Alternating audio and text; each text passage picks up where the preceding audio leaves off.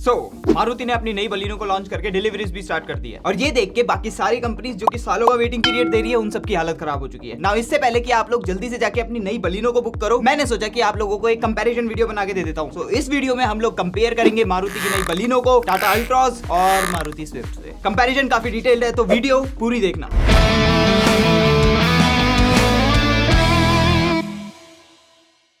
तो चलो यार अपनी वीडियो को स्टार्ट करते हैं सबसे इंपॉर्टेंट पॉइंट से, रोकड़ा। तो नई बलिनो के 7 वेरिएंट्स आते हैं जिसमें बेस मॉडल सिग्मा का प्राइस है 7,14,000 रुपए और टॉप मॉडल अल्फा AMT का प्राइस है 10,61,000 रुपए। वहीं स्विफ्ट के आते हैं 9 वेरिएंट जिसमें LXI बेस वेरिएंट का प्राइस है 6,47,000 रुपए और ZXI टॉप मॉडल का प्राइस है 9,80,000 रुपए ऑन रोड दिल्ली। और वहीं टाटा अल्ट्रॉज के टोटल 20 वेरिएंट्स आते हैं और दिल्ली में इसके ऑन रोड प्राइसेस शुरू होते हैं 6,58,000 रुपए से, जिसमें आपको पेट्रोल बेस वेरिएंट मिलेगा और जाते हैं 11 लाख रुपए तक जिसमें आपको डीजल टॉप वेरिएंट मिलेगा। और टाटा अल्ट्रॉज के 20 वेरिएंट इसलिए हैं क्योंकि इसमें दोनों इंजन के ऑप्शन है, पेट्रोल और डीजल का। तो अब इंजन की बात करते हैं और शुरू करते हैं टाटा अल्ट्रॉज से। टाटा अल्ट्रॉज में आपको 3 इंजन के ऑप्शन मिलते हैं। पहला है 1.2 लीटर 3 सिलेंडर पेट्रोल इंजन जो प्रोड्यूस करता है 86 हॉर्स पावर और 113 न्यूटन मीटर टॉर्क। दूसरा ऑप्शन है 1.2 litre 3 cylinder turbocharge petrol engine जो प्रोड्यूस करता है 110 ब्रेक हॉर्स पावर और 140 न्यूटन मीटर टॉर्क। और तीसरा ऑप्शन है 1.5 litre 4 cylinder turbocharge diesel engine का जो प्रोड्यूस करता है 90 ब्रेक हॉर्स पावर और 200 न्यूटन मीटर ऑफ टॉर्क। और इन तीनों ही इंजन के साथ आपको एक 5 स्पीड मैनुअल ट्रांसमिशन का ऑप्शन मिलता है। टाटा अल्ट्रॉज में कोई ऑटोमेटिक का ऑप्शन नहीं है। माइलेज फिगर्स की अगर मैं बात करूं तो पेट्रोल में आपको 18 किलोमीटर पर लीटर तक की मैक्सिमम माइलेज मिलेगी और वहीं डीजल में आपको 23 किलोमीटर पर लीटर तक की मैक्सिमम माइलेज मिल सकती है। और अब बात करते हैं स्विफ्ट में मिलने वाले इंजन। स्विफ्ट में आपको एक ही इंजन ऑप्शन मिलता है जो है 1.2 लीटर 4 सिलेंडर पेट्रोल इंजन और ये इंजन प्रोड्यूस करता है 89 ब्रेक हॉर्स पावर और 113 न्यूटन मीटर टॉर्क। और स्विफ्ट के इस इंजन के साथ आपको मिलता है एक 5 स्पीड मैनुअल ट्रांसमिशन या फिर 5 स्पीड AMT ट्रांसमिशन का ऑप्शन। एंड कंबाइंड स्विफ्ट आपको 24 किलोमीटर पर लीटर तक की मैक्सिमम माइलेज दे सकती है। इसमें कोई डीजल या हाइब्रिड का ऑप्शन नहीं है। और अब बात करते हैं न्यू बलिनो के इंजन के बारे में। और बलिनो में भी आपको स्विफ्ट वाली ही ड्राइव ट्रेन मिलती है, मतलब वही 1.2 लीटर इंजन और वही 5 स्पीड मैनुअल ट्रांसमिशन या फिर 5 स्पीड AMT का ऑप्शन। हालांकि न्यू बलिनो में सिग्मा में सिर्फ 5 स्पीड मैनुअल ट्रांसमिशन ही मिलता है। ओवरऑल न्यू बलिनो आपको 23 किलोमीटर पर लीटर तक की माइलेज निकाल के दे सकती है, ऐसा कंपनी का क्लेम है। तो अल्ट्रॉज आएगी फर्स्ट पोजीशन पर, सेकंड पोजीशन पर आएगी स्विफ्ट और थर्ड पे आएगी बलिनो। क्योंकि इवन दो बलिनो नहीं है और उसके प्राइसेस ज्यादा हैं फिर भी आपको उसमें स्विफ्ट वाला इंजन मिल रहा है। सो इंजन डिपार्टमेंट में स्विफ्ट बलिनो से बेटर है। और टाटा अल्ट्रॉज फर्स्ट पर इसलिए है क्योंकि इसमें आपको एक नॉर्मल पेट्रोल टर्बोचार्ज पेट्रोल और एक टर्बोचार्ज डीजल इंजन का ऑप्शन मिलता है। माइलेज फिगर्स की बात की जाए तो फर्स्ट पोजीशन पर आएगी स्विफ्ट, सेकंड पर आएगी बलिनो और थर्ड पर आएगी टाटा अल्ट्रॉज। अब आ जाते हैं एक्सटीरियर एंड लुक्स के ऊपर। तो लुक वाइज न्यू बलिनो पुरानी वाली से काफी ज्यादा बोल्ड और एजी दिखती है। पुरानी बलिनो का डिजाइन बहुत ही ज्यादा राउंडेड था, वहीं न्यू बलिनो का डिजाइन काफी ज्यादा शार्प है। As a result new Baleno पहले से ज्यादा mean, bold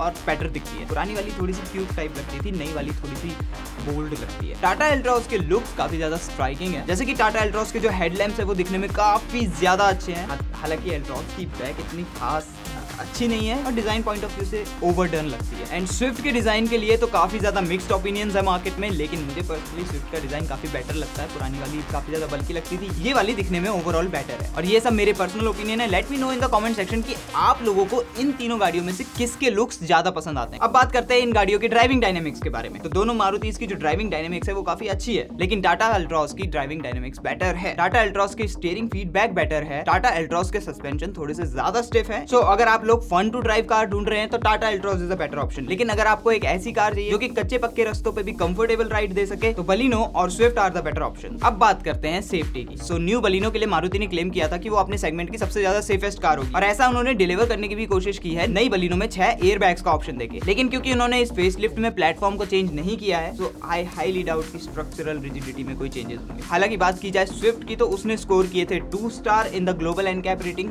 safe cars for India और स्विफ्ट में आपको सिर्फ 2 एयर बैग्स का ऑप्शन मिलता है। और अगर बात की जाए टाटा अल्ट्रॉज की तो वो अपने सेगमेंट की सबसे सेफेस्ट कार है क्योंकि इसने ग्लोबल एनकैप टेस्ट में 5 स्टार रेटिंग ली थी और इसमें भी आपको 2 ही एयर बैग्स का ऑप्शन मिलता है। तो मारुति 6 एयर बैग्स डाल के आप गाड़ी की सेफ्टी नहीं बढ़ा सकते। तो सेफ्टी में नंबर 1 पोजीशन पर आएगी टाटा अल्ट्रॉज, 2 पर आएगी स्विफ्ट और बलिनो का भी टू बी टेस्टेड है।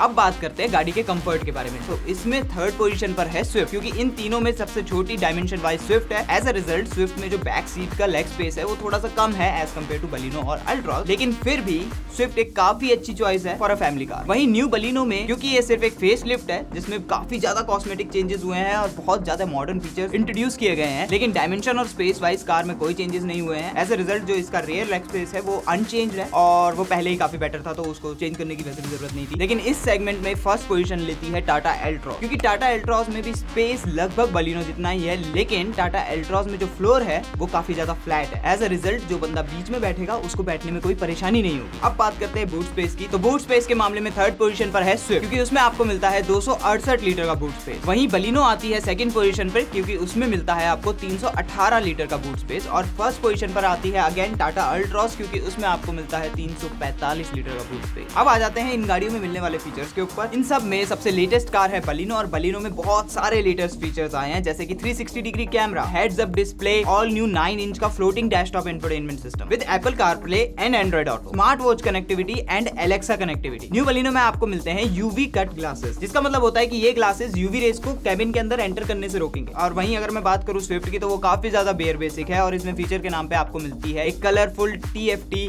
मल्टी इंफॉर्मेशन डिस्प्ले, और इसमें भी एप्पल कारप्ले और एंड्रॉइड ऑटो दोनों के ही कनेक्टिविटी ऑप्शंस है, गियर पोजीशन इंडिकेटर और ड्राइवर साइड में फुटरेस्ट। और वहीं अगर हम बात करें टाटा एल्ट्रॉस की, तो टाटा एल्ट्रॉस में आपको एक फ्लोटिंग 7 इंच का हार्मन इंफोटेनमेंट सिस्टम मिलता है। इसके चारों डोर्स 90 डिग्रीज तक ओपन होते हैं, और एल्ट्रॉस में आपको एक रिस्ट बैंड की भी मिलती है। अगर मैं इन तीनों में से चूज करूंगा तो मुझे सबसे बेस्ट सिस्टम लगता है स्विफ्ट का, क्योंकि उसको ड्राइवर की तरफ ज्यादा टिल्ट किया हुआ है। एज अ रिजल्ट जब आप ड्राइव कर रहे होते हो तो आपको ज्यादा प्रॉब्लम नहीं होती है इंफोटेनमेंट सिस्टम यूज करने में। और वहीं बलिनो और एल्ट्रॉस दोनों में ही फ्लोटिंग डैशटॉप टाइप इंफोटेनमेंट सिस्टम है, जो कि इवन दो ड्राइवर के डायरेक्ट विजन में है, लेकिन फिर भी यूज करना थोड़ा सा डिफिकल्ट होता है। अगर मैं बात करूं इंटीरियर डैशबोर्ड क्वालिटी की, तो उस केस में टाटा एल्ट्रॉस हैंड्स डाउन बेटर है। इसके फीचर्स में आपको मिलती है डैशबोर्ड पर एम्बिएंट लाइटिंग, ड्राइवर और पैसेंजर के फुटवेल्स में एम्बिएंट लाइटिंग, जो कि स्विफ्ट और बलिनो दोनों में स्टिल मिसिंग है। और बलिनो के इंटीरियर्स में पूरा का पूरा डैशबोर्ड चेंज कर दिया गया है। एंड टू बी ऑनेस्ट, इसके क्लाइमेट कंट्रोल के स्विचेस अब पहले से ज्यादा बेटर दिखते हैं, पहले वो बहुत ही अजीब लगते थे, and that is a plus point. अच्छा, अब बात करते हैं ड्राइवर्स डिस्प्ले की, तो बलिनो में आपको टैकोमीटर और स्पीडोमीटर दोनों ही एनालॉग मिलते हैं, और उसके बीच में एक डिजिटल MID मिलती है, जिसमें आपको फ्यूल ट्रिप एंड बहुत सारी और अन्य डिटेल्स मिलेंगी। एंड ऐसा ही सेम सेटअप आपको स्विफ्ट में भी देखने को मिलता है, लेकिन टाटा एल्ट्रॉस में आपको सेमी डिजिटल MID मिलती है, क्योंकि इसमें आपको स्पीडोमीटर तो एनालॉग मिलता है, लेकिन उसके साथ आपको टैकोमीटर्स और अन्य डिटेल्स डिजिटल डिस्प्ले पे देखने को मिलती है। तीनों ही गाड़ियों में फ्लैट बॉटम स्टीयरिंग व्हील्स हैं, लेकिन स्टीयरिंग व्हील्स के ऊपर कंट्रोल के मामले में टाटा एल्ट्रॉस बेटर ऑप्शन है, क्योंकि स्विफ्ट और बलिनो में आपको सिमिलर स्टीयरिंग व्हील सेटअप मिलता है, और दोनों ही गाड़ियों में आपको ड्राइवर डिस्प्ले को कंट्रोल करने के लिए क्लस्टर के ऊपर बटन दिए हुए हैं। अगर हम बात करें व्हील्स की, तो बलिनो और एल्ट्रॉस दोनों में ही आपको 16 इंच डायमंड कट अलॉयज के ऑप्शन मिलते हैं, वहीं स्विफ्ट में आपको 15 इंच के ऑप्शन मिलते हैं। And overall design wise I think कि बलिनो के जो अलॉयज है वो बेटर दिखते हैं। एंड लास्टली बात करते हैं इन गाड़ियों की मेंटेनेंस कॉस्ट के बारे में, तो बलिनो की एनुअल मेंटेनेंस कॉस्ट आती है 5 से 6 हजार के बीच, वहीं स्विफ्ट की एनुअल मेंटेनेंस कॉस्ट आती है 3 से 4.5 हजार रुपए के बीच, और टाटा एल्ट्रॉस की एनुअल मेंटेनेंस कॉस्ट आती है 4.5 से 5.5 हजार रुपए के बीच। देखिए, पावर फिगर्स तो अपनी जगह है, लेकिन स्विफ्ट और बलिनो काफी ज्यादा हल्की गाड़ियां हैं, और इसीलिए स्विफ्ट टाटा एल्ट्रॉस को रियल लाइफ में ड्रैग रेस में पीछे छोड़ देती है। सो दैट्स इट गाइज, यही थी मेरी आज की video on the new Baleno, and I hope कि इस वीडियो से आपको समझ आ गया होगा कि इन तीनों में से कौन सी कार बेटर है। एंड इन माय ओपिनियन मैं ये सोचता हूँ कि जो बलिनो है वो काफी अच्छी गाड़ी है। आई मीन मारुति ने इसका डिजाइन पहले से ज्यादा बेटर कर दिया है, इसमें काफी अच्छे अच्छे नए फीचर्स दे दिए हैं। हो सकता है कि हेड्स अप डिस्प्ले आपके इतना ज्यादा काम ना आए, लेकिन 360 डिग्री कैमरा उसका एड ऑन होना एक काफी अच्छा फीचर है। And I am pretty sure कि वो जो 6 एयर बैग्स मारुति ने इस कार में डाले हैं, उससे सेफ्टी कुछ ना कुछ तो बढ़ेगी। तो आप लोगों के हिसाब से इन तीनों में से कौन सी गाड़ी है बेहतर, let me know in the comment section. मैं आप लोगों से मिलूंगा अगली ऐसी किसी वीडियो में, तब तक आप लोग हमारे चैनल की और वीडियोस को चेकआउट करो। I will see you guys next time.